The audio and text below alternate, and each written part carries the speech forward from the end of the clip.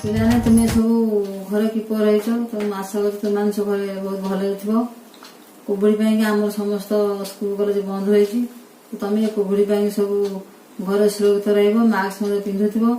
ତ ଆମେ ଗୋଟେ ଭିଡିଓ ମାଧ୍ୟମରେ ଆଜି ଗୋଟେ ମଜାଦାର ଗୀତ ଗାଇବା। ତ ତୁମମାନେ ସବୁ ଶୁଣ। ଟୁନା ଟୁନି ଭାଇ ଭଉଣୀ ଆଣିଲେ ଚାଉଳ ଚୁନା, ବିରି ବାଟିଲେ ଚକୁଳି କଲେ, କହିଲେ ଜଟିଆ ଅନା। କବାଟ ଖୋଲି କହିଲା ଟୁନା, ବାଘ ମାମୁଁ ଆସ, ଚକୁଳି ଚିନି ଚଟଣି ଖାଇ ଚଉକି ଉପରେ ବସ।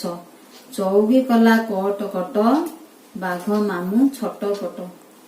ତୁମେ ଏଇ ଗୀତଟିରୁ ଆମେ କେତୋଟି ଆଜି ପ୍ରଶ୍ନ ପଚାରିବି, ତ ତୁମମାନେ ସବୁ ମନ ଦେଇକି ଶୁଣ। ଆମେ ଏଇ ଯୋଉ ଗୀତ ବୋଲିଲେ ଏଇ ଗୀତରୁ ପ୍ରଥମ ପ୍ରଶ୍ନ ବି ପଚାରୁଛି। ଟୁନା ଟୁନି ଚାଉଳ ଚୁନା ବିରି ବାଟି କଣ ତିଆରି କଲେ? ସେମାନେ ସବୁ କଣ ତିଆରି କଲେ ନା ଚକୁଳି ପିଠା ତିଆରି କଲେ।